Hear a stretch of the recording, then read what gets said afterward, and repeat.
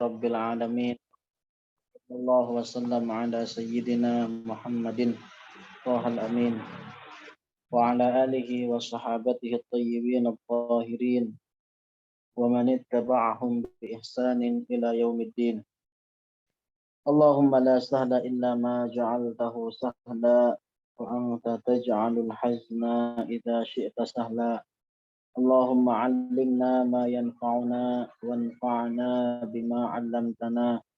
وزدنا علما ونعوذ بك من حال أهل النار اللهم ارزقنا الإخلاص في النية والقول والعمل لله تعالى. Alhamdulillah, di sore hari yang berbahagia ini Allah masih memberikan kepada kita berbagai macam kenikmatan, masih memberikan kepada kita taufik di dalam melakukan berbagai macam bentuk ketaatan, masih memberikan kesempatan kepada kita hadir mendengar pada majelis ilmu, majelis yang di dalamnya turun rahmat Allah dan keberkahan, di mana ketika banyak orang yang sibuk dengan dunia, tapi Allah Subhanahu wa taala masih memberikan kita taufik untuk senantiasa upgrade kualitas diri demi mempersiapkan perbekalan kita untuk kehidupan akhirat. Karena sesuatu yang akan bermanfaat bagi seseorang untuk kehidupan akhiratnya adalah takwa Allah, bertakwa kepada Allah. Tentu definisi atau sama-sama kita mengetahui dari definisi takwa itu sendiri adalah adaul wajibat wajtinabil muharramat, menjalankan seluruh perkara yang Allah wajibkan kepada kita dan meninggalkan setiap perkara yang Allah haramkan kepada kita. Yang mana hal ini membutuhkan kepada ilmu. Membutuhkan kepada ilmu artinya apa? Bahwa seseorang tidak akan pernah sampai kepada derajat takwa tanpa didasarin dengan ilmu agama, terutama ilmu agama yang pokok. Karena satu-satunya jalan atau metode di dalam mengetahui hal apa saja yang diwajibkan, perkara apa saja yang diharamkan adalah dengan mempelajari ilmu agama. Alhamdulillah, di detik-detik terakhir di bulan Sya'ban ini, atau bahkan bisa jadi nanti maghrib masuk bulan Ramadan kalau seandainya hilal terlihat, akan sama-sama kita memasuki gerbang Ramadan. Jadi nanti sore, nanti petang setelah maghrib, kalau seandainya hilal terlihat berarti apa? Besok hari kita berpuasa. Artinya apa? Kalau hilal terlihat berarti maghrib nanti kita sudah memasuki Ramadan. Besok hari berarti kita melakukan puasa. Nah, akan tetapi jika sebaliknya ketika hilal tidak berhasil dilihat karena misalkan mendung, maka kita menyempurnakan bulan Sya'ban menjadi 30 hari.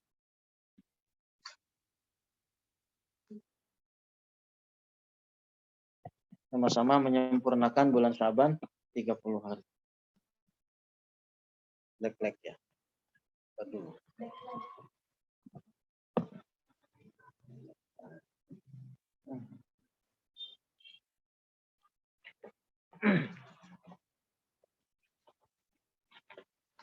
Nah, menyempurnakan bulan Sya'ban 30 hari. Sebagaimana dalam sabda Rasulullah, nahnu qaumun la naktub wa la nahsib asyahru hakaza wa hakaza. Jadi kita itu kaum yang tidak menulis dan tidak menghitung. Nah, karena kenapa bulan Qamariyah itu begini dan begini. Artinya apa? Kita tidak bisa menetapkan awal bulan Qamariyah dengan jalan hisab. Tidak bisa diambil mereka di dalam menetapkan awal bulan dengan jalan hisab. Kenapa? Karena tadi dalam jelaskan oleh dalam hadis Rasulullah asyhuru hakaza wa hakaza. Jadi metodenya adalah dengan ru'yat hilal, melihat terhadap hilal, muraqabah al-hilal. Kalau seandainya terlihat, ya udah kita memasuki bulan baru. Kalau tidak, maka menyempurnakan bulan sebelumnya menjadi 30. Nah, alhamdulillah kita sama-sama akan memasuki bulan Ramadan yang mana tentunya di dalam menyambut ibadah Ramadan itu membutuhkan. Jadi sama-sama kita akan menjalankan puasa Ramadan yang mana hal itu tentu membutuhkan terhadap ilmu. Membutuhkan terhadap ilmu. Ini apa? Kita perlu mengetahui apa yang menjadi syarat dan rukun puasa Ramadan, apa yang membatalkan perkara-perkara yang membatalkan Ramadan, apa namanya puasa Ramadan. Kemudian dan setiap perkara-perkara yang berkaitan dengan puasa Ramadan kita. Itu harus dipelajari.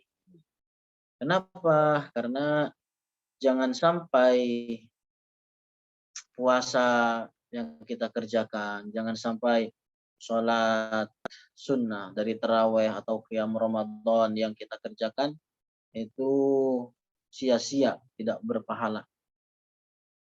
Kenapa? Dalam sebuah hadis dijelaskan rubba qaimin laisa lahu min qiyamihi illa sahar wa rubba shaimin laisa lahu min siyamihi illa al-ju' wal 'atash. Jadi betapa banyak orang yang melakukan qiyam salat di malam hari di bulan Ramadan tapi tidak mendapatkan apapun kecuali hanya begadang. Artinya apa? Dia begadang, tidak tidur, melakukan gerakan ini dan itu. Tapi apa? Tidak mengandung pahala. Kemudian betapa banyak juga kelanjutan hadisnya, betapa banyak juga orang yang melakukan puasa kemudian tidak mendapatkan apapun kecuali rasa lapar dan haus. Kenapa hal ini bisa terjadi? Karena puasa yang dilakukan itu tidak sejalan dengan apa yang diajarkan Al-Rasul. Tidak sesuai dengan apa yang dituntun dan digariskan oleh syariat. Sehingga akhirnya apa? Dari puasanya tersebut tidak mendapatkan apapun kecuali rasa haus dan lapar. Makanya sebelum kita memasuki bulan Ramadan, sama-sama kita terlebih dahulu memurojaah. Kalau sudah belajar, kita memurojaah kembali tentang perkara-perkara yang berkaitan dengan puasa. Kalau seandainya belum belajar, yuk sama-sama kita belajar lagi bagaimana tentang cara puasa yang sejalan atau yang diajarkan oleh syariat. Nah, kenapa? Karena ibadah puasa Ramadan adalah merupakan suatu keistimewaan. Ada di dalam puasa Ramadan suatu keistimewaan yang mana hal ini tidak didapat di dalam ibadah-ibadah yang lain. Dalam sebuah hadis qudsi yang dijelaskan atau dalam sebuah hadis qudsi bahwa Rasulullah Shallallahu Alaihi Wasallam bersabda, Allah Subhanahu Wa Taala berfirman, al-hasanatu bi'ashri amsalihha ila sab'imi'ati di'afin. illa siyam fa innahu li wa ana ajzi bihi. Jadi setiap amal kebaikan yang dilakukan oleh Bani Adam, oleh anak Adam, itu diganjar berlipat ganda. Artinya pahala suatu amal kebaikan yang dilakukan seseorang yang sejalur dengan syariat, yang sesuai dengan syariat, itu dilipat gandakan pahalanya 10 sampai 700 kali lipat. Tergantung keikhlasan dan keyakinan orang yang melakukan. Dalam hadis tersebut dijelaskan illa siyam, kecuali puasa. Kecuali puasa Ramadan. Kenapa? Fa innahu li, kata Allah. Karena puasa Ramadan adalah milikku. Wa ana ajzi bihi, dan saya yang akan membalas orang yang berpuasa tersebut. Dalam hadis tersebut, kenapa disebutkan bahwa puasa adalah milik Allah? Padahal artinya kenapa di dalam hadis tersebut kenapa disebutkan secara khusus bahwa puasa adalah milik Allah? Padahal kebaikan dan seluruh ibadah, seluruh perbuatan ketaatan pada hakikatnya adalah milik Allah. Kenapa kok ada kekhususan disebutkan dalam hadis tersebut puasa? Nah, Al-Imam An-Nawawi di dalam syarah Muslim, di hadis kursi tersebut diriwayatkan juga oleh Imam Muslim. Imam An-Nawawi punya syarah atas Sahih Muslim, menjelaskan di dalam syarahnya ini, di dalam kitabnya ini, bahwa yang dimaksud puasa adalah, artinya apa? Bahwa yang dimaksud dengan hadis tersebut, bahwa puasa adalah miliknya Allah, yang milik Allah, yang dikhususkan dalam puasa miliknya Allah, karena puasa itu ibadah yang jauh dari perbuatan riya. Artinya yang jauh dari perbuatan riya. Misalkan ketika seorang sedang berpuasa, tidak ada seorang pun yang mengetahui bahwa dirinya sedang puasa kecuali Allah dan dirinya orang yang berpuasa tersebut dan diri orang yang berpuasa tersebut. Berbeda dengan ibadah-ibadah yang lain yang tampak, yang bisa dilihat oleh banyak orang. Nah, ibadah puasa tidak nampak dan tidak dapat ditampakkan kepada orang lain kecuali dengan mengucapkan dari dia yang berpuasa bahwa saya sedang berpuasa. Jadi tidak bisa dibedakan antara orang yang tidak makan karena diet, dengan orang yang tidak berpuasa, dengan orang yang tidak makan karena berpuasa. Nggak bisa dibedakan.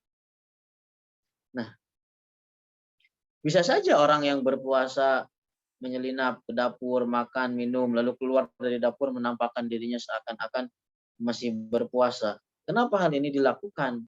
Karena tujuannya adalah bukan ingin mendapatkan pujian dari manusia, kan, tapi adalah semata-mata karena mengharapkan ridho Allah Ta'ala. Kemudian dalam hadis tadi juga dijelaskan illa siyamu fa innahu li wa ana ajzi bihi. Dijelaskan juga bahwa puasa adalah milikku, kata Allah, dan saya yang akan membalas puasa tersebut. Membahas ibadah puasa tersebut. Kenapa dalam hadis ini juga dikhususkan puasa sebagai ibadah yang akan, atau sebagai ibadah yang langsung dibalas oleh Allah? Padahal pada hakikatnya Allah yang membalas semua perbuatan baik, semua amal baik. Kenapa kok dikhususkan ibadah puasa? Nah, jika kebaikan yang lain selain puasa itu dilipat gandakan pahalanya dari 10 sampai 700 kali lipat, maka puasa adalah pengecualian.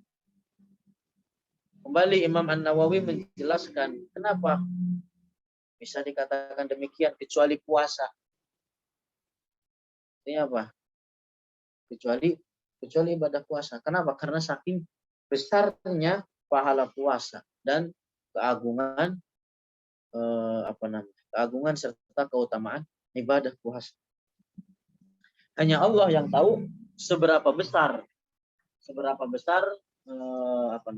pahala dan pelipat gandaan pahala bagi orang yang berpuasa tersebut. Artinya apa? Dengan melakukan ketika seseorang melakukan puasa misalnya, bisa saja dia dibebaskan secara total dari siksaan api neraka.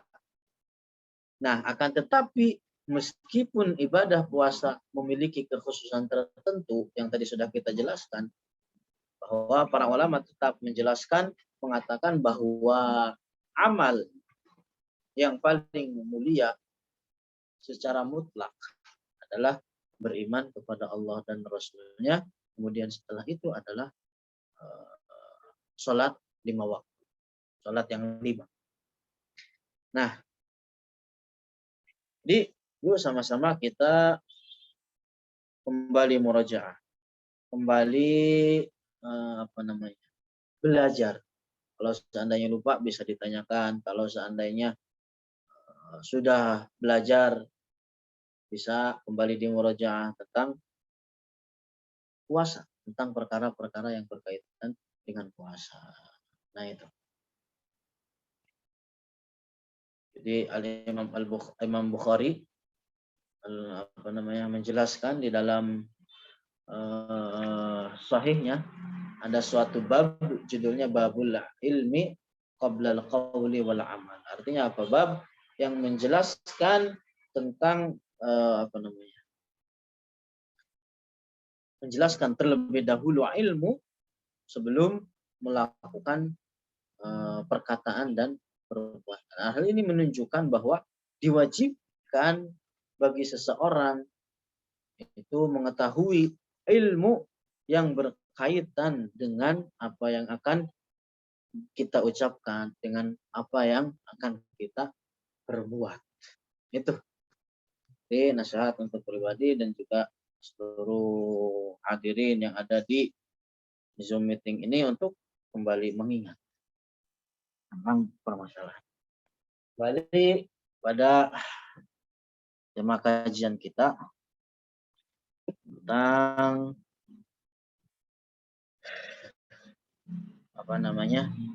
nasihat-nasihat, faidah-faidah yang pernah kita dengar, pernah kita pernah disampaikan oleh guru-guru kita terhadap kita dari mutiara-mutiara, dari berlian-berlian Maulana Syekh Abdullah Al-Haruri, guru kita.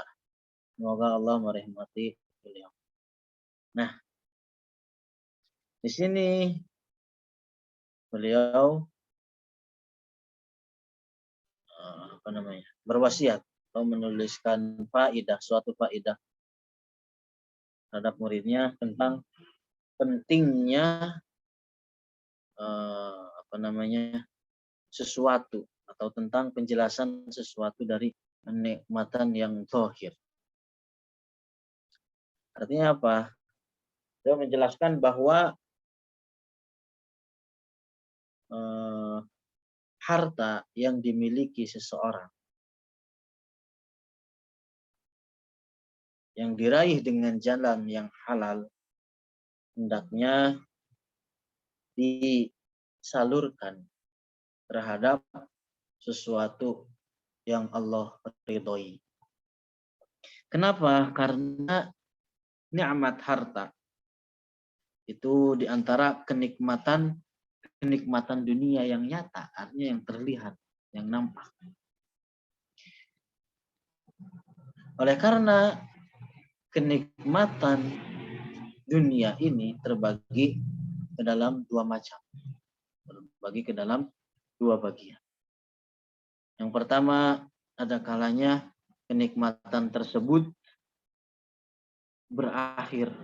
berujung dengan suatu kebaikan, akan tetapi dan yang kedua sebaliknya,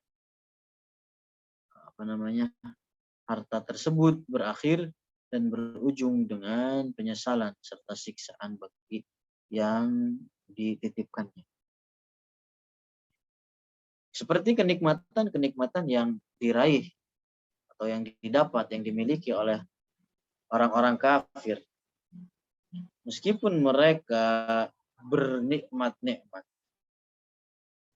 bergelimangan dengan kenikmatan yang ada di dunia ini. Artinya, meskipun mereka ketika di dunia bergelimangan dengan kenikmatan-kenikmatan, akan tetapi apa? Ketika mereka memasuki akhirat, hal ini akan menjadi bencana dan malapetaka bagi mereka. Maka hal ini akan menjadi bencana dan malapetaka bagi mereka. Kenapa? Karena mereka akan ditanya. Artinya apa? Hari kiamat, orang-orang kafir tersebut akan ditanya tentang bagaimana mensyukuri setiap kenikmatan yang Allah berikan. Artinya apa?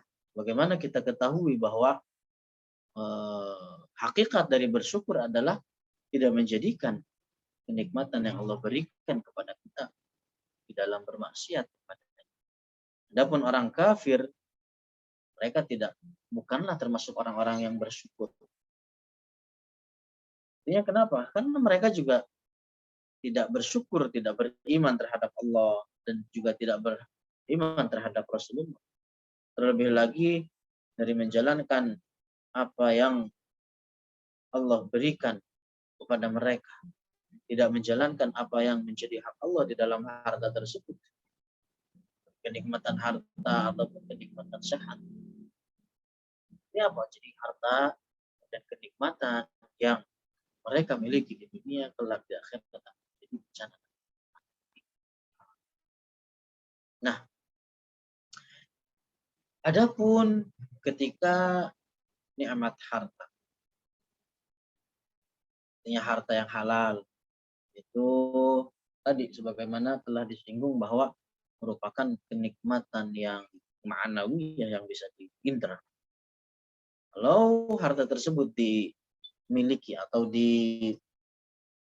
berada di tangan orang yang saleh, maka hal itu akan menjadi penolong dia, menjadi penopang dia di dalam melakukan berbagai macam kebaikan. Sama halnya dia salurkan. Ya, ketika nikmat halal, nikmat harta yang halal berada di tangan orang yang soleh, maka dia akan menjadi penolong orang tersebut dalam melakukan kebaikan. Sama halnya harta tersebut dia salurkan untuk memenuhi kebutuhan-kebutuhannya dengan niat menjaga martabat dirinya dari melakukan sesuatu yang haram, atau sama halnya dia uang tersebut misalkan dia sedekahkan terhadap orang-orang yang membutuhkan, atau terhadap keluarganya, atau terhadap kedua orang tuanya, atau kepada selainnya dengan tujuan dengan niat yang baik. Itu di bawah udah. Nah, makanya harta yang halal yang disalurkan oleh seorang muslim dengan tujuan mengharapkan mendapatkan ridha Allah Ta'ala, itu merupakan kenikmatan yang agung yang Allah karuniakan terhadap hambanya yang mukmin. Jadi hal yang atau mu'tabar yang menjadi pegangan bagi kita adalah bahwa sesuatu yang dikerjakan oleh seseorang haruslah sesuai dan sejalur dengan apa yang disyariat, apa yang telah digariskan, apa yang telah dikoridorkan oleh syariat. Begitu juga, dan begitulah artinya orang-orang kafir kelak hari kiamat akan ditanya tentang seluruh kewajiban-kewajiban yang telah Allah wajibkan terhadap hamba. Kenapa? Karena kalau seandainya mereka beriman terhadap Allah, beriman terhadap Rasulullah, menjalankan seluruh kewajiban dengan sebenarnya, maka akan diterima bagi mereka dan sah. Akan tetapi pada hakikatnya akan tetapi ketika mereka meninggalkan apa yang menjadi hak Allah paling mulia terhadap hambanya, yaitu mentauhidkannya dan tidak dan tidak menyekutukannya dengan sesuatu apapun, amal mereka, amal seluruh perbuatan amal baik mereka orang-orang kafir kelak hari kiamat seperti debu yang tertiupkan, yang tidak tersisa kebaikan sedikit pun bagi mereka.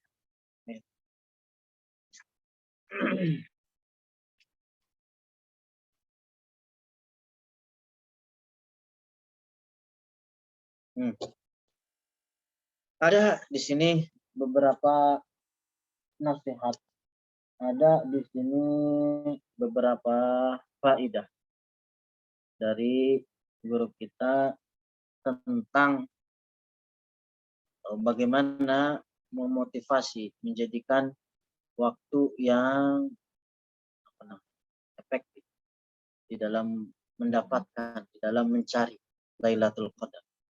Walaupun kita akan memasuki puasa, di sini saya menjelaskan sedikit tentang bagaimana cara seseorang memotivasi untuk mencari Lailatul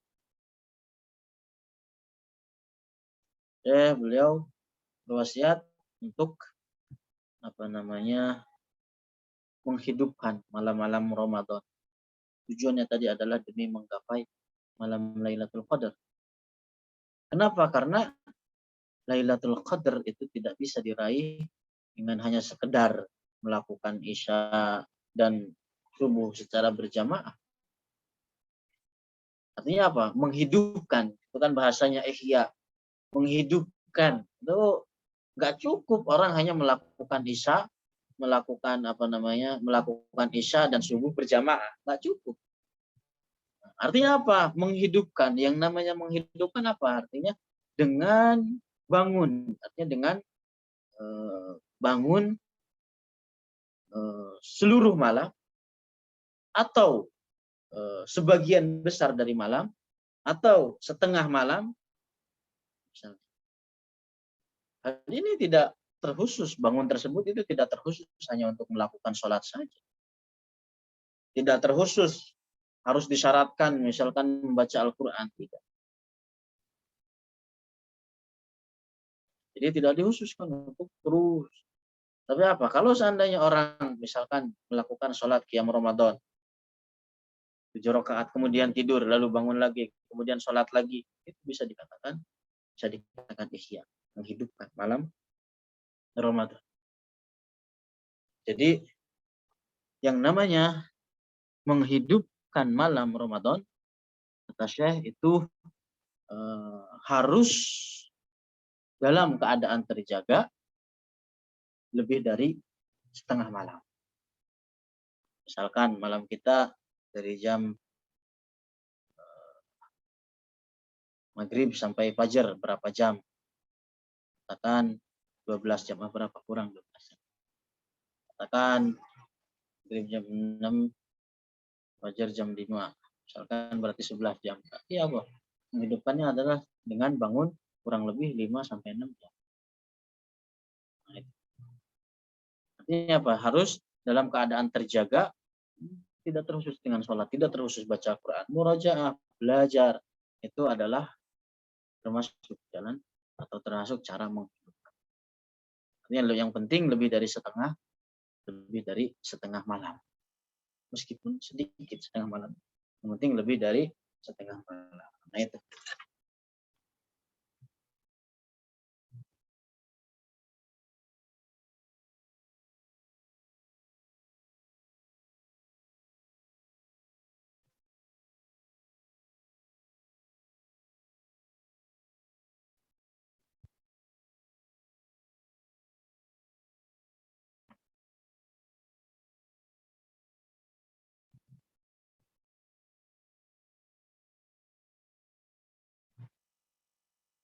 Ya salam.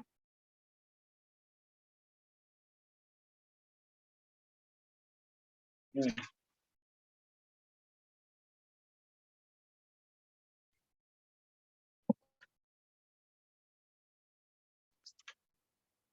Mungkin satu lagi.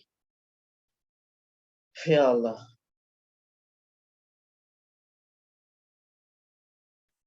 Nah,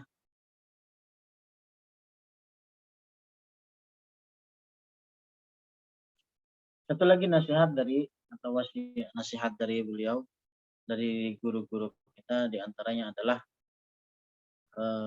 tentang pentingnya seorang berakhlak dengan baik, berakhlak dengan mulia, dengan bagus.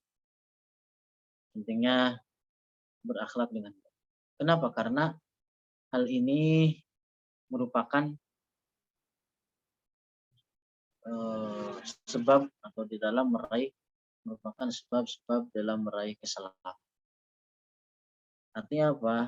Di antara sebab meraih seseorang jalan keselamatan adalah hendaknya dia memperlakukan orang lain sebagaimana dia suka untuk diperlakukan dengan demikian itu. Artinya apa? Dia memperlakukan orang dengan memaafkan, dengan penuh kesabaran. Artinya apa? Ketika nampak dari teman kita, dari saudara semuslim yang suatu kekeliruan diperlakukan dengan sabar. Artinya apa? Memperlakukan orang lain dengan serupa, dengan sesuatu apa yang sendiri kita suka untuk diperlakukan dengan demikian. Artinya apa? Sabar ketika disakiti mereka, melakukan atau membalas mereka dengan suatu kebaikan terhadap yang kita ketahui dan terhadap orang yang terhadap orang yang kita kenal dan terhadap orang yang tidak kita kenal. Jadi kalau seandainya orang lain melihat dari diri kita kekeliruan, senang kalau seandainya kekeliruan tersebut ditutupin. Artinya apa ditutupin? Tidak disebarkan terhadap orang lain. Nah, begitulah kita juga dalam memperlakukan orang lain. Nah, kemudian kata Syekh di sini dijelaskan bahwa akhlak yang mulia itu adalah suatu perkara yang luas. Dan jalan untuk sampai kepada akhlak yang mulia tersebut adalah tidak akan terhasilkan, tidak akan bisa diraih kecuali dengan sabar di dalam ketika disakiti orang lain. Kemudian itu pertama, kedua tidak membalas perbuatan buruk yang dilakukan orang lain kepada. Ketiga adalah menebar kebaikan. Menebar kebaikan bagi orang yang atau terhadap mereka yang kita kenal dan orang yang tidak. Wallahu a'lamu bishawab. Ada juga nasihat dari Syekh, bahkan juga dikatakan oleh Imam Asy-Syafi'i bahwa 5 hari di antara adalah 5 hari yang di dalamnya doa adalah diijabah. Salah satunya adalah malam Jumat. Syekh menjelaskan bahwa doa yang mustajab atau Abdullah menjelaskan bahwa doa yang mustajab di malam Jumat adalah ketika termasuknya diantaranya adalah ketika matahari atau ketika asar seperti ini, ketika matahari hendak tenggelam. Nah, kalau ada yang ditanyakan silakan. Kalau tidak, mungkin kita bisa tutup sampai di sini. Monggo.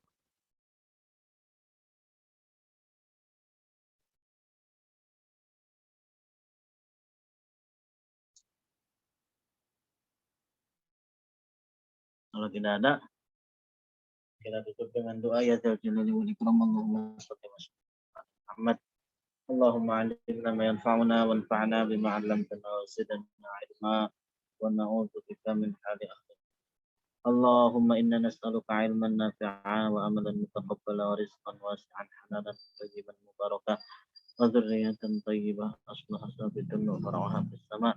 اللهم إنا نعوذ بك من علم لا ينفع ومن قلب لا يخشع ومن نفس لا تشبع ومن دعاء لا يستجاب له. اللهم ربنا هب لنا من أزواجنا وذرياتنا قرة أعين واجعلنا للمتقين ربنا آتنا في الدنيا حسنة وفي الآخرة حسنة وقنا عذاب النار. سبحان ربك رب العزة عما يصفون الحمد لله رب العالمين.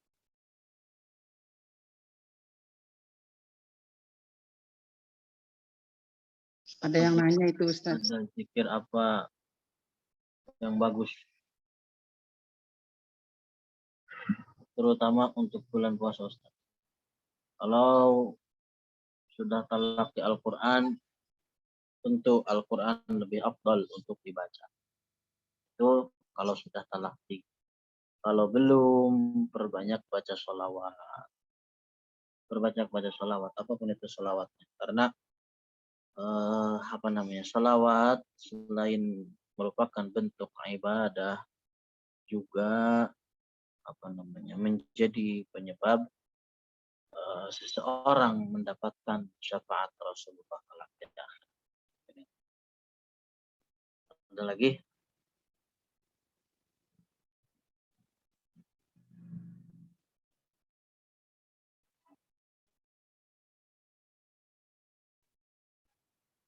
Oke, barakallahu fikum.